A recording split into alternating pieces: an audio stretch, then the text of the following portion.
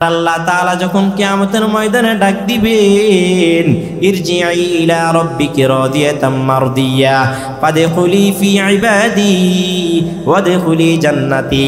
আল্লাহ তাআলা যখন ডাক দিবেন, ইরজিই ইলা রাব্বিকি রাদিয়াতাম মারদিয়া, উঠে আসো তোমার রবের সন্তুষ্টি এবং তোমার রবের ভালোবাসার দিকে।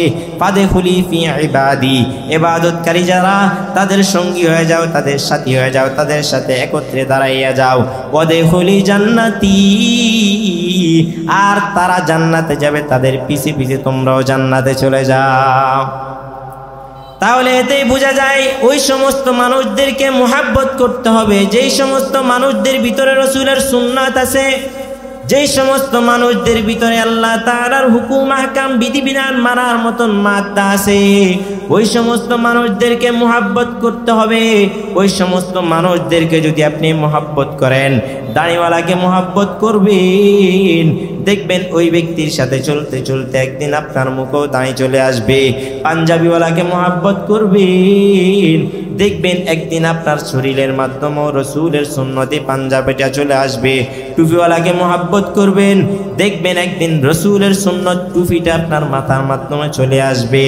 আর যখন রাসূলের সুন্নত আপনার ভিতরে চলে আসবে, দেখবেন আল্লাহ তাআলার খাস ওলি হয়ে যাবেন আপনি। আর যেই সমস্ত ব্যক্তিগুলো আল্লাহ তাআলার ওলি হয়ে যাবে, আল্লাহ তাআলা নিজেই বলেন, আলা ইন্না আউলিয়া আল্লাহ লা খাউফুন আলাইহিম ওয়ালা হুম ইয়াহজানুন।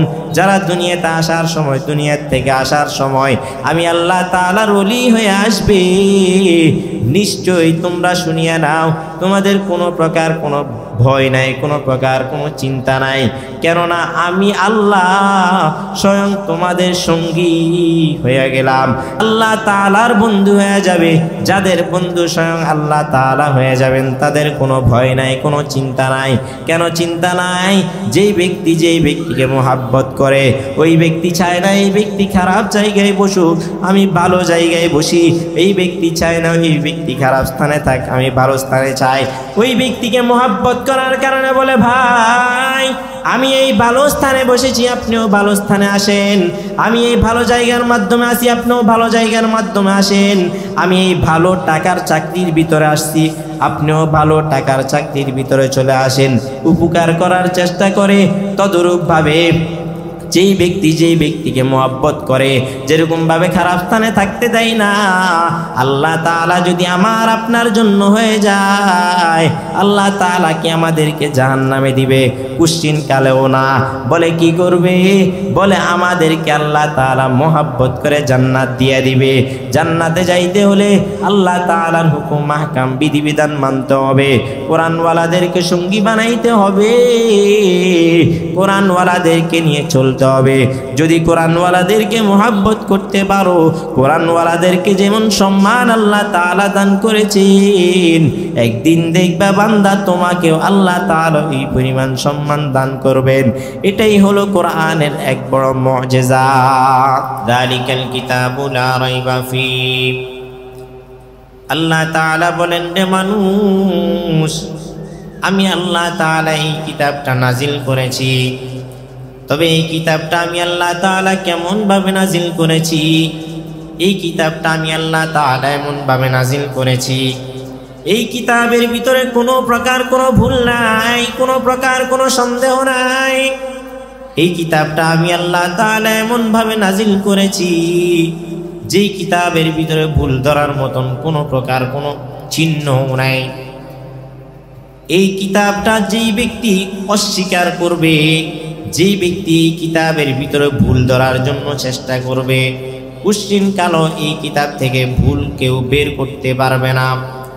আল্লাহ তাআলা এই কিতাবটা নাজিল করেছেন এমন একজন রাসূলের উপরে, যেই রাসূলের জীবনে কোনো প্রকার কোনো ভুল নাই, যেই রাসূলের জীবনে কোনো প্রকার কোনো গুনাহ নাই। রাসূল যেরকম নির্ভেজাল একজন রাসূল ছিলেন, ওনার উপর এমন একটা কিতাব আল্লাহ তাআলা নাজিল করেছেন, এই কিতাবের ভিতরেও কোনো প্রকার কোনো ভুল নাই, কোনো প্রকার কোনো ভেজাল নাই। নির্ভেজাল নির্ভুল কিতাবটা আল্লাহ তাআলা রাসূলের উপর নাজিল করেছেন, প্রেরণ করেছেন। এই কিতাবটা নাজিল করার পরে আল্লাহ তাআলা এই কিতাবটা হেফাজতের জিম্মাদারিও নিয়েছেন। আল্লাহ তাআলা নিজেই কোরআনের মাধ্যমে বলেছেন, ইন্না নাহনু নাযালনা যিকরা ওয়া ইন্না লাহু লাহাফিজুন। আমি যেহেতু এই কিতাবটা নাজিল করেছি, এই কিতাবটা হেফাজত করার জিম্মাদারিও স্বয়ং আমি আল্লাহ তাআলা নিজেই নিয়েছি। যেই কিতাবটা আল্লাহ তাআলা হেফাজত করার জিম্মাদারি নিয়েছেন, এই কিতাবের মাধ্যমে ভুল ধরার মতন কোনো মানুষ আল্লাহ তাআলা জগতে সৃষ্টি করেন নাই। যারা এই কিতাবের ভুল ধরার চেষ্টা করেছে, যারা এই কিতাব থেকে ভুল সংরক্ষণ করার চেষ্টা করেছে, ভুল ধরতে গিয়ে নিজের জীবনের সমস্ত ভুল ধরা পড়েছে, আর কালিমা পড়িয়া ওই সমস্ত ব্যক্তিগুলা মুসলমান হইতে বাধ্য হয়েছে। এই কিতাব আল্লাহ তাআলা এমন ভাবে নাজিল করেছেন, আল্লাহ তাআলা তো নিজেই বলে দিয়েছেন, লা রাইবা ফি, এতে কোনো প্রকার কোনো সন্দেহ নাই। তবে তোমরা যদি এই কিতাবের ভুল ধরতে যাও, তাহলে তোমরা দেখবে তোমাদের জীবনের সব ভুলগুলা ধরা পড়ে গিয়েছে। এইরকম ইতিহাস আছে, খ্রিস্টানদের অনেক বড় একটা পাদ্রী ছিল, আমেরিকার অনেক বড় একটা পাদ্রী, অনেক বড় একজন বিশেষজ্ঞ, কিতাবের উপর অনেক প্রকার রিসার্চ করতেন, অনেক কিতাবগুলো উনি তালাশ করে করে কিতাব থেকে ভুল ধরেছেন। এখন ওনার চিন্তা এসেছে, মুসলমানদের কিতাব কুরআনুল কারীম, যেই কিতাবটা তাদের রাসূলের উপর আল্লাহ তাআলা প্রেরণ করেছেন, নাজিল করেছেন, এই কিতাব থেকে আমি একটু যদি ভুল ধরতে পারি, তাহলে হয়তো মুসলমানদেরকে এটা দিয়েও কোনো প্রকার কোনো শায়েস্তা করা যাবে। এই চিন্তা করার পরে যখন ওই ব্যক্তিটা কোরআন নিয়ে বসে গিয়েছেন, রিসার্চ করতেছেন, কোরআনের ভুল ধরার চেষ্টা করতেছেন, ওই ব্যক্তি কোরআন একদিন রিসার্চ করেন, 2 দিন রিসার্চ করেন, ভুল ধরার জন্য বারবার চেষ্টা করতেছে। রিসার্চ করতে করতে এক সময় কোরআন রিসার্চ করা শেষ। কোরআনুল কারীম বলা হয় যে ভুল ধরার জন্য অনেক চেষ্টা করেছে, কিন্তু কোরআনুল কারীম পড়তে পড়তে শেষ করে ফেলেছে, একটা ভুল পর্যন্ত ওই ব্যক্তি বের করতে পারে নাই। শেষ পর্যন্ত ওই ব্যক্তি কালিমা পড়িয়া মুসলমান হয়েছে। ওই ব্যক্তিরা অন্য ব্যক্তিরা জিজ্ঞাসা করেছে যে, ভাই আপনি কেনই বা মুসলমানদের কালিমা গ্রহণ করেছেন? আপনাকে তো দেখেছি মুসলমানদের কোরআন, যেই কোরআন রাসূলের উপর অবতীর্ণ করেছেন আল্লাহ তাআলা, ওই কিতাবের ভুল ধরার জন্য আপনি চেষ্টা করেছেন, তবে আজ কেন আপনি কালিমা পড়িয়ে তাদের অন্তর্ভুক্ত হয়ে গেলেন? ওই ব্যক্তি ডাক দিয়ে বলতেছেন, রে ভাই, যখন আমি কোরআন নিয়ে রিসার্চ করা শুরু করেছি, কোরআনের ভুল ধরার জন্য চেষ্টা করেছি, বারবার চেষ্টা করেছি, ওই ব্যক্তি নিজেই বলতেছেন, আমি যতক্ষণ পর্যন্ত কোরআনের ভুল ধরার চেষ্টা করেছি, কোরআনের ভুল ধরতে গিয়ে আমার জীবনে যত ভুল হয়েছে, সমস্ত ভুল আমার নিজের চোখের সামনে ধরা পড়ে গিয়েছে। এজন্যই দেখলাম কোরআনুল কারীমের ভিতরে কোনো প্রকার কোনো ভুল নাই। আল্লাহ তাআলা যেই কথা বলেছেন ওই কথাই সঠিক। আমি তো চেষ্টা করেছি ভুল ধরার জন্য, এটা আমার বোকামি হয়েছে। এখন আমি আর কি করব? দেখলাম যে তাদের ধর্মও সত্য, তাদের কোরআনও সত্য, যিনার উপরে কিতাবটা নাজিল করেছেন তিনিও সত্য, যিনি নাজিল করেছেন তিনিও সত্য। এতগুলা সত্যকে আমি পিছনে রেখে মিথ্যা নিয়ে সামনে অগ্রসর হওয়ার মতন কোনো সুযোগ আমি পাই নাই। এজন্য নিজে থেকে আমি কালিমা পড়িয়া মুসলমান হয়ে গেলাম। কিয়ামতের আগ পর্যন্ত কোনো ব্যক্তি এই কিতাবের ভুল ধরতে পারবে না। কেন ধরতে পারবে না? আল্লাহ তাআলা নিজেই বলে দিয়েছেন যে লা রাইবা ফি, এতে কোনো সন্দেহ নাই, কোনো ভুল নাই। আল্লাহ তাআলার কথা তো আর মিথ্যা না, মিথ্যা আল্লাহ তাআলার কথা তো মিথ্যা না। যেই ব্যক্তি ভুল ধরতে যাবে, ওই ব্যক্তি নিজের জীবনের সব ভুলগুলা নিজের চোখের সামনে ধরা পড়ে যাবে। এজন্য কোনো মানুষ যদি ওই কোরআনের ভুল ধরতে যায়, এটা বোকামি ছাড়া আর কিছুই হবে না। দেখেন, দুনিয়ার একজন মানুষ যদি একটা কিতাব লেখে, ওই কিতাবটা লেখার পরে বারবার নিজে দেখতে থাকে, বারবার দেখতে থাকে ওই কিতাবের ভিতরে কোনো প্রকার কোনো ভুল হয়েছে কিনা, কোনো প্রকার কোনো ভুল আছে কিনা। ওই ব্যক্তি বারবার দেখতে থাকে, বারংবার দেখতে থাকে, নিজের চোখের সামনে যতগুলা ভুল ধরা পড়ে সব ভুলগুলা নিজে সংশোধন করে নেয়। আর যখন নিজের চোখের সামনে ভুল ধরা বন্ধ হয়ে যায়, এখন চিন্তা করে আমি যেহেতু একজন পণ্ডিত, আমার চাইতেও তো বড় পণ্ডিত আছে, আমি আমার অমুক ভাইকে দেখাই আমার এই কিতাবের ভিতরে কোনো প্রকার কোনো ভুল আছে কি নাই। যখন অন্য একজনের কাছে দিয়েছে, ওই ব্যক্তিটাও কিতাবটা বারবার দেখতেছে, ওনার চোখের সামনে যতগুলা ভুল ধরেছে, যতগুলা ভুল ওনার চোখের সামনে পড়েছে, সব ভুলের কথা ওই ব্যক্তিকে জানাইয়া দিল। আর বলল যে ভাই আপনার কিতাবের অমুক পেজের অমুক লাইনের ভিতর অমুক অমুক ভুল আছে, এগুলা আপনি সংশোধন করে নেন। ওই ব্যক্তির সাথে সাথে ওইগুলা সংশোধন করে নিল। এখন ওই ব্যক্তির ভিতরে টেনশন রয়ে গেল, কিরে আমিও ভুল পাইলাম, আমার চাইতে একটু ইলম বেশিওয়ালা, আমার চাইতে একটু বেশি পণ্ডিত, ওনার কাছে যখন আমি কিতাবটা দিলাম, ওনার কাছেও আমার কিতাবের ভুলগুলা যেহেতু ধরা পড়ে গিয়েছে, এতে বোঝা যায় ওনার চাইতেও বড় পণ্ডিত আছে। ওনাদের কাছেও যদি এই কিতাবটা যায়, তাহলে দেখা যায় এই কিতাবের ভিতরে ওনারাও ভুল পাবে, এটা নিয়ে হাসি ঠাট্টা করবে, এটা নিয়ে মানুষের কাছে বলা বলি করবে, অমুক অমুক একটা কিতাব লিখেছে, এই কিতাবের ভিতরে ভুলের জন্য পড়ায় যায় না।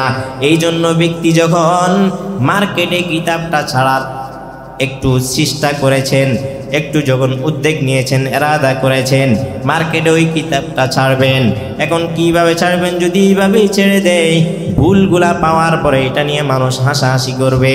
এজন্য এই ব্যক্তি কি করলেন, নিজের কিতাবের হয়তো সূচিপত্রের নিচে নয়তোবা কিতাবের শেষের দিকে ছোট্ট একটা মেসেজ লিখে দুনিয়ার মানুষদেরকে জানায়া দিলেন, ওরে দুনিয়ার মানুষ ভালোভাবে বুঝিয়া নাও, আমি তো মানুষ, মানুষ হিসাবে আমার ভুল হতেই পারে, কেননা মানুষ তো ভুলের ঊর্ধ্বে না। আমি কিতাবটা লিখেছি, আমার চোখের সামনে যেই সমস্ত ভুলগুলা ধরা পড়েছে, আরেকজনকে দেখাইছি, ওনার চোখের সামনে যতগুলা ভুল ধরা পড়েছে, সমস্ত ভুলগুলা আমি সংশোধন করে নিয়েছি, সমস্ত ভুলগুলা সংশোধন করে এখন মার্কেটে ছেড়েছি। তারপরেও যদি আপনাদের চোখের সামনে আমার কিতাবের কোনো প্রকার কোনো ভুল দেখতে পান, আমার দেওয়া এই নাম্বারে ফোন দিয়ে আমাকে জানাইয়া দিবেন যে আপনার অমুক কিতাবের অমুক পেজের অমুক লাইনের ভিতরে অমুক একটা ভুল আছে। যখন আমাকে ধরাইয়া দিবেন, সাথে সাথে আমি সংশোধন করে নিব, এটা নিয়ে আপনারা হাসি ঠাট্টা করবেন না।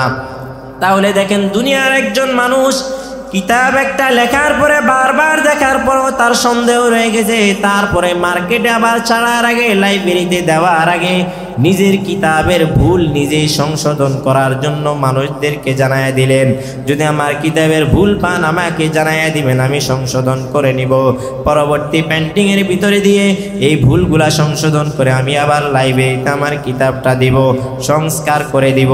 যদি ভুল থাকে আমাকে একটু জানাইয়া দিবেন, উপকারটা করবেন। তবে আমার কিতাব নিয়ে কোনো প্রকার কোনো হাসাহাসি করবেন না, কোনো প্রকার কোনো ঠাট্টা বিদ্রুপ করবেন না। দুনিয়ার মানুষ এতবার দেখার পরও নিজের ভুল নিজের সামনে ধরা খায়। সব ভুলগুলা সংশোধন করার পরে বান্দা আবার নিজের ভিতরে নিজে একটু চিন্তা করে না এই কিতাবের ভুল থাকতে পারে, এজন্য বান্দা আবার মানুষদেরকেও জানাইয়া দেন। আর আল্লাহ তাআলা এমন একটা কিতাব নাজিল করেছে, আজ থেকে প্রায় ১,৫০০ বছর হয়ে গেছে। এই কিতাবের ভিতরে এমন ভাবে আল্লাহ তাআলা আয়াতগুলা সাজাইয়া দিয়েছেন, যেইভাবে সাজাইয়া দিয়েছেন, যেইভাবে কিতাবটা আল্লাহ তাআলা রাসূলের কাছে নাজিল করেছেন, প্রেরণ করেছেন, ১,৫০০ বছর আগের কিতাব এখনো পর্যন্ত ওইভাবেই আছেন, একটা নোক্তারও কোনো প্রকার কোনো পরিবর্তন হয় নাই।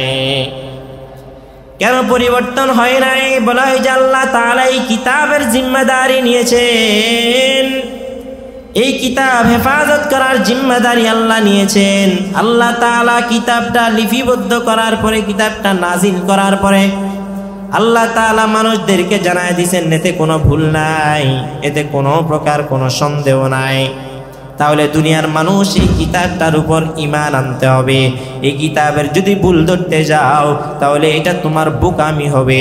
এই জন্য পারলে কোরআন পড়ো, কোরআন জানো, কোরআনওয়ালাদের সঙ্গে চলো রে মুমিন। কোরআন বুঝো, কোরআনওয়ালাদেরকে সঙ্গী বানায় নাও। যাদেরকে তুমি সঙ্গী বানাইবা তাদের সঙ্গে তুমি মুহাব্বত নিয়ে চলো। তবে মুহাব্বতওয়ালা বন্ধুটা যাতে কোরআনওয়ালা হয়, তোমাকে যাতে করে কোরআনের দিকে আহ্বান করে, তোমাকে যাতে করে সত্যর দিকে আহ্বান করে, তোমাকে যাতে করে ভালো কাজের দিকে আহ্বান করে, ওই সমস্ত বন্ধু বানাইবা। দুনিয়ার জমি তুমি বন্ধু বানাও, তুমি যেরকম ভালো মানুষ ছিলা তুমি ওই রকম ভালো মানুষটা এখন বন্ধু বানাইতে চাও না। যদি তুমি একটা সিগারেট খোরকে যদি বন্ধু বানাও, ওই ব্যক্তি সিগারেট খাইতে খাইতে একদিন তোমার হাতের মাধ্যমে ওই সিগারেটটা ধরায় দিবে। আর যদি তুমি কোরআনওয়ালাকে বন্ধু বানাও, একদিন দেখবা যে ওই কোরআনওয়ালা তোমাকে কোরআনটা শিখাইয়া হাফেজে কোরআন বানাইয়া দিছে। তাহলে দেখেন মুসলমান ভাইরা আমার, এই কোরআন পড়লে আল্লাহ তাআলা কেমন সম্মানই করেন, কেমন সম্মান আল্লাহ তাআলা দান করেন।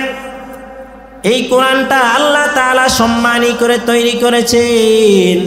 আল্লাহ তাআলা নিজেই বলে দিয়েছেন, ইন্নাহু লাকুরআনুন কারীম। আল্লাহ তাআলা নিজেই বলে দিয়েছেন যে নিশ্চয় এই কোরআন সম্মানী একটা কিতাব। যে ব্যক্তি কোরআনটাকে মানবে, জানবে, পড়বে, বুঝবে, যে ব্যক্তি কোরআনটার সাথে লাগিয়ে থাকতে পারবে, আমি আল্লাহ তাআলা কোরআনকে যেমন সম্মানী করেছি, যে ব্যক্তি কোরআনটা জানবে, বুঝবে, মানবে, ধরবে, পড়বে, ওই ব্যক্তিকে কোরআনের মতন সম্মানী বানায়া দিব। কেমন সম্মানী বানায়া দিব?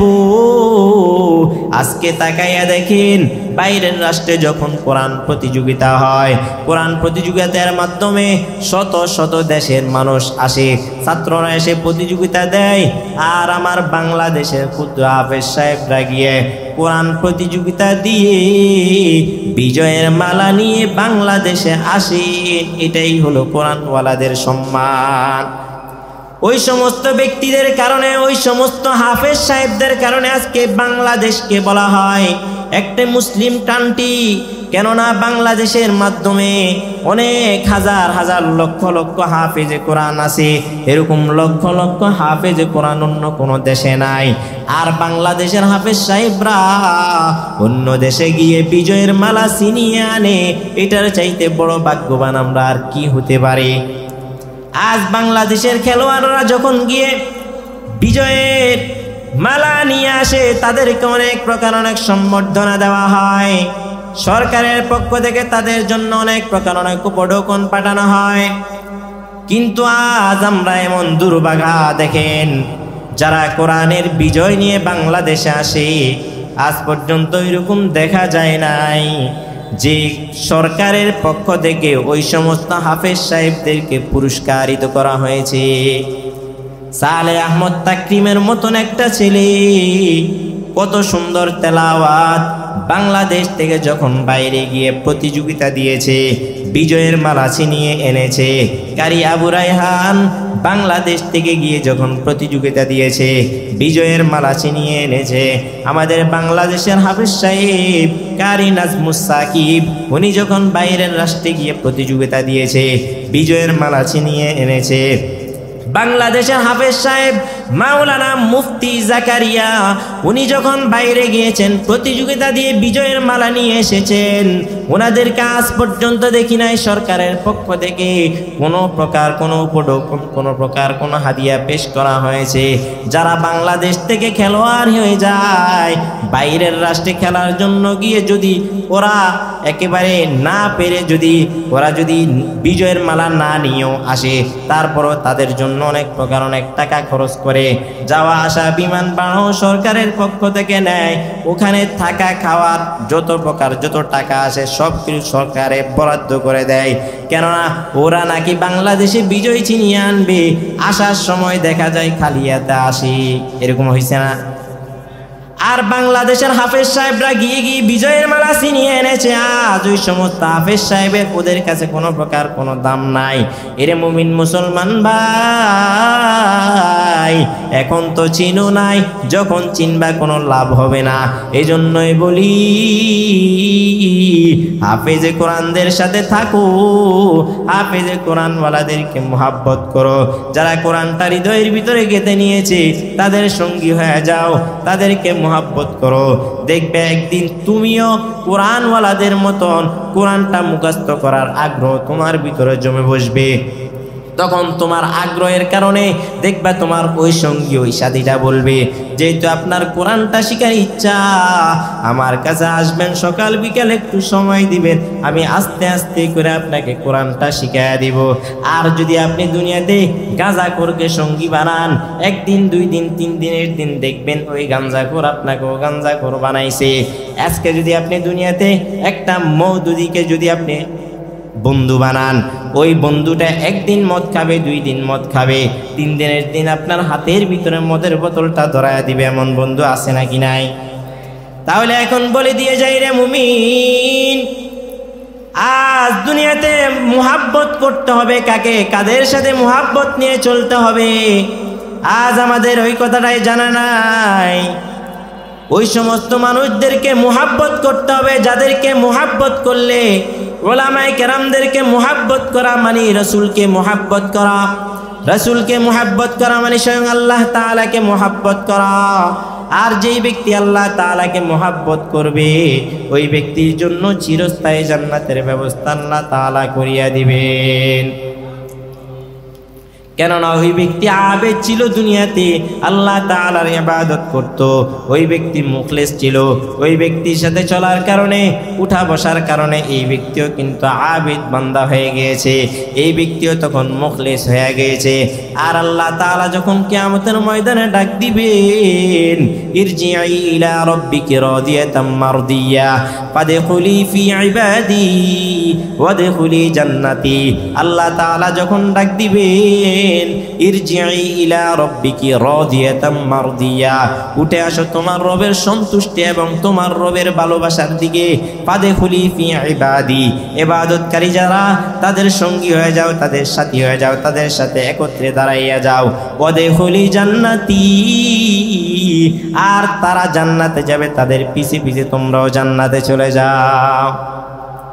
তাহলে এতেই বোঝা যায় ওই সমস্ত মানুষদেরকে মুহাব্বত করতে হবে যেই সমস্ত মানুষদের ভিতরে রাসূলের সুন্নাত আছে, যেই সমস্ত মানুষদের ভিতরে আল্লাহ তাআলার হুকুম আহকাম বিধিবিধান মানার মতন মাত্রা আছে, ওই সমস্ত মানুষদেরকে মুহাব্বত করতে হবে। ওই সমস্ত মানুষদেরকে যদি আপনি মুহাব্বত করেন, দাড়িওয়ালাকে মুহাব্বত করবেন, দেখবেন ওই ব্যক্তির সাথে চলতে চলতে একদিন আপনার মুখেও দাঁড়িয়ে চলে আসবে। পাঞ্জাবিওয়ালাকে মুহাব্বত করবেন, দেখবেন একদিন আপনার শরীরের মাধ্যমেও রাসূলের সুন্নতে পাঞ্জাবিটা চলে আসবে। টুপিওয়ালাকে মুহাব্বত করবেন, দেখবেন একদিন রাসূলের সুন্নত টুপিটা আপনার মাথার মাধ্যমে চলে আসবে। আর যখন রাসূলের সুন্নত আপনার ভিতরে চলে আসবে, দেখবেন আল্লাহ তাআলার খাস ওলি হয়ে যাবেন আপনি। আর যেই সমস্ত ব্যক্তিগুলো আল্লাহ তাআলার ওলি হয়ে যাবে, আল্লাহ তাআলা নিজেই বলেন, আলা ইন্না আউলিয়া আল্লাহ লা খাউফুন আলাইহিম ওয়ালা হুম ইয়াহজানুন, যারা দুনিয়াতে আসার সময়, দুনিয়া থেকে আসার সময় আমি আল্লাহ তাআলার ওলি হয়ে আসবে, নিশ্চয়ই তোমরা শুনিয়া নাও, তোমাদের কোনো প্রকার কোনো ভয় নাই, কোনো প্রকার কোনো চিন্তা নাই, কেননা আমি আল্লাহ স্বয়ং তোমাদের সঙ্গী হয়ে গেলাম। আল্লাহ তাআলার বন্ধু হয়ে যাবে, যাদের বন্ধু স্বয়ং আল্লাহ তাআলা হয়ে যাবেন, তাদের কোনো ভয় নাই, কোনো চিন্তা নাই। কেন চিন্তা নাই? যেই ব্যক্তিকে মুহাব্বত করে, ওই ব্যক্তি চায় না এই ব্যক্তি খারাপ জায়গায় বসুক, আমি ভালো জায়গায় বসি। এই ব্যক্তি চায় না এই ব্যক্তি খারাপ স্থানে থাক, আমি ভালো স্থানে চাই। ওই ব্যক্তিকে মুহাব্বত করার কারণে বলে, ভাই আমি এই ভালো স্থানে বসেছি, আপনিও ভালো স্থানে আসেন। আমি এই ভালো জায়গার মাধ্যমে আসি, আপনিও ভালো জায়গার মাধ্যমে আসেন। আমি এই ভালো টাকার চাকরির ভিতরে আসছি, আপনিও ভালো টাকার চাকরির ভিতরে চলে আসেন। উপকার করার চেষ্টা করে, তদরূপভাবে যেই ব্যক্তিকে মুহাব্বত করে, যেরকম ভাবে খারাপ স্থানে থাকতে দেয় না, আল্লাহ তাআলা যদি আমার আপনার জন্য হয়ে যায়, আল্লাহ তাআলা কি আমাদেরকে জাহান্নামে দিবে? কুশ্চিন কালেও না। বলে কি করবে? বলে আমাদেরকে আল্লাহ তাআলা মুহাব্বত করে জান্নাত দিয়ে দিবে। জান্নাতে যাইতে হলে আল্লাহ তাআলার হুকুম আহকাম বিধিবিধান মানতে হবে, কোরআনওয়ালাদেরকে সঙ্গী বানাইতে হবে, কোরআনওয়ালাদেরকে নিয়ে চলতে হবে। যদি কোরআনওয়ালাদেরকে মহব্বত করতে পারো, কোরআনওয়ালাদেরকে যেমন সম্মান আল্লাহ তাআলা দান করেছেন, একদিন দেখবা বান্দা তোমাকেও আল্লাহ তাআলা এই পরিমাণ সম্মান দান করবেন। এটাই হলো কোরআনের এক বড় মুআজিজা। এজন্যই তো কবি বলেন, ই কালামে জিন্দা কোরআনে হাকিম তাকাসরাত আনহু আফহামুর রিজালি বখা কোরআন কালামুল্লাহ বশনু কদিমাস্তি নুইনু। এরে মুমিন মুসলমান যুবক ও গাজীপুরের ভাইয়েরা, ভালোভাবে শুনিয়া নেন। আপনারা ওই সমস্ত মানুষদের সঙ্গী হয়ে যান, ওই সমস্ত মানুষদের সাথে চলেন যাদের ভিতরে রসুলের আদর্শ আছে। কিভাবে চলতে হবে আপনার জানা নাই, কিভাবে বলতে হবে আপনার জানা নাই, কিভাবে হাঁটতে হবে আপনার জানা নাই। তবে কিভাবে হাঁটতে হয় আপনার মসজিদের ইমাম সাহেবের জানা আছে, কিভাবে বসতে হয় আপনার মসজিদের ইমাম সাহেবের জানা আছে, কিভাবে চললে রসুলের সুন্নাহ আদায় হয় ওই সমস্ত বিষয়গুলো আপনার ইমাম সাহেবের জানা আছে। এই জন্য ইমাম সাহেবের কাছে যান, ওলামায়ে কেরামদের সাথে চলেন। একদিন দেখবেন রসুলের পরিপূর্ণ সুন্নাত আপনার ভিতরে চলে আসবে। আল্লাহ তাআলা আমাদের সবাইকে রসুলের সুন্নাহ মোতাবেক আমল করার মতন তৌফিক দান করেন। রসুলের সুন্নাত আমাদের জীবনে বাস্তবায়ন করার তৌফিক দান করেন। কোরআনওয়ালাদেরকে মহব্বত করে কোরআনওয়ালাদের সঙ্গী সাথী হয়ে যাওয়ার মতন তৌফিক আল্লাহ তাআলা আমাদেরকে দান করেন। আমিন। ওয়া আখির দাওয়ানা আনিল হামদুলিল্লাহি রাব্বিল আলামিন।